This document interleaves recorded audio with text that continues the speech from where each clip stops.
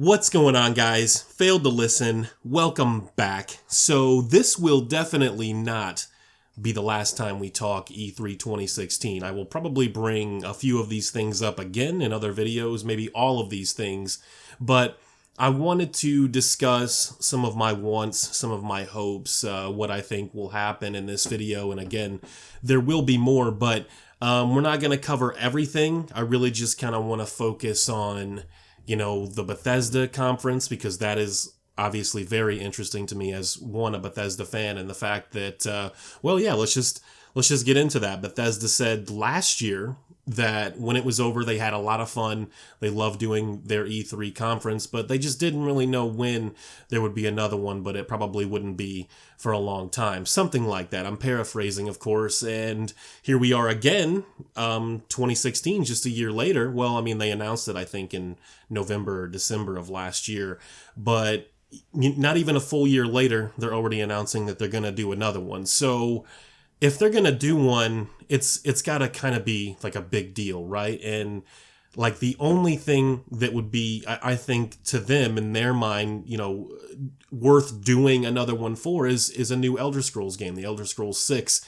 Now you might argue that maybe they were, in some ways forced to do it by anyone that's like above, say, a guy like Pete Hines or something, or even Todd Howard, for that matter. I don't know how big the Bethesda team is, like the actual development team.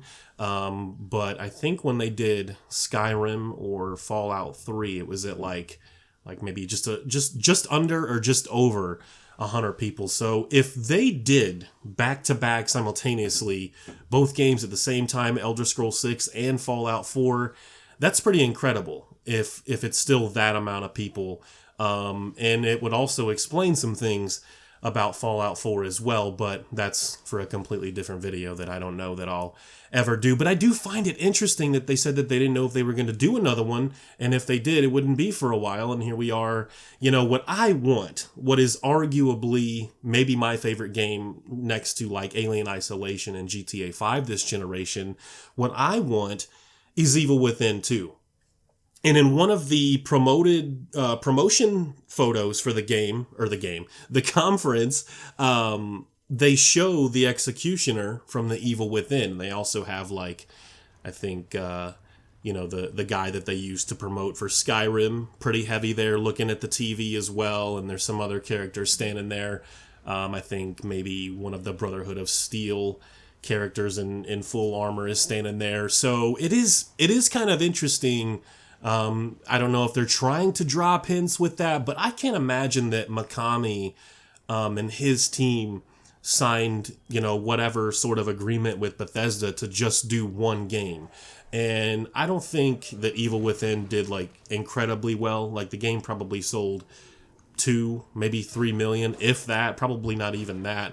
So it may or may not have made its money back and maybe a tiny bit of profit. I don't really know. I have no idea what that game costs to develop. I can't imagine it's anywhere close to, what you would expect from a Grand Theft Auto or a Halo or an Uncharted or something like that. I don't think it's anything close to that. But obviously, as a big fan, I'm really wanting an Evil Within 2 announcement from Bethesda. I think that would be great. I want to say that Elder Scrolls 6 is possible, and they may have developed Fallout 4 and Elder Scrolls 6 back to back, but it's also at the same time a little bit hard for me to believe. Maybe they just liked it a little bit more than they let on, and they just feel like they need to do another conference. So if we don't get Elder Scrolls 6, I am expecting an Evil Within 2 announcement.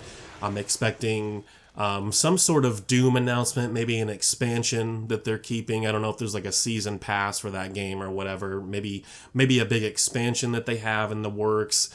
Something with the Elder Scrolls Online. I doubt many people really care about that anyway.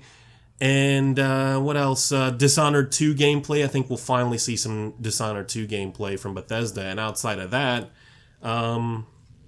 I just can't see them announcing anything huge. Maybe, and I've been talking about this for a few years, I think Bethesda may finally announce a digital service that they've been working on for PC and possibly even the consoles as well. Something that will, try to rival Steam and Origin and Uplay and GOG Galaxy, so on and so forth. I don't know. It's possible for them to, go up on stage and have another conference. I think it's got to be something that's kind of a big deal. But what I'm expecting from Ubisoft or EA, I'm expecting kind of big things from Ubisoft, and I don't know why. I think we're going to get some Watch Dogs 2 gameplay. That game should be... a lot of people are hoping that the jump from Watch Dogs 1 to Watch Dogs 2 is a lot like the jump from Assassin's Creed 1 to Assassin's Creed 2, because a lot of Assassin's Creed fans, along with myself, I'm not the biggest Assassin's Creed fan, feel like 2 probably still is the best game. So we're kind of hoping for that jump. Maybe, just maybe, since they're not doing an Assassin's Creed game this year, that maybe they have something else big planned for late this year or early next. Maybe a new Prince of Persia game that's pretty awesome. I mean, with, the technology that we have available now, the hardware capabilities through, PS4 and Xbox One and PC, obviously, a new Prince of Persia game would be pretty awesome if they did the game right. I mean, that goes without saying, but so that would be cool. As far as I know, Ubisoft does do the Prince of Persia games. I don't know, outside of Watch Dogs 2 and maybe like a surprise announcement for like a, Prince of Persia, or maybe Ubisoft finally develops their own, survival horror title or something. I think I would be kind of excited for that. EA, kind of the same thing. I'm expecting them to show us Titanfall 2 gameplay, but then crush all hopes that that game will be anything and have legs when they back up that announcement with like a Bad Company 3 or a Battlefield 5 announcement. You know what I mean? Like, any hype that you would generate for Titanfall 2 will be immediately crushed by a Battlefield 5 or Bad Company 3 announcement. So I don't know which way they're going to go with that. I expect EA and Ubisoft both to touch on VR, maybe even just a little bit. Maybe DICE, someone from DICE will come out and talk about how, PSVR and Oculus and, all of the other ones will be, compatible, or Battlefield 5 will have VR capabilities out of the box. I need to learn how to talk before I start trying to make these videos and get a better idea. I need to start writing some of this stuff down like I do for some of the reviews I've done in the past, but it's hard to, when you just do it on the fly, it's hard. But, well, it's not hard, but I mean, there is a slight difficulty there. But, Sony, Microsoft, and Nintendo, I think I kind of want to wait for the most part to maybe have a separate video for each of the big three, or maybe just do all of the big three in one, 10 or 15 minute video, something like that. But that's what I'm expecting from Bethesda, EA, and Ubisoft. People are talking about Rockstar.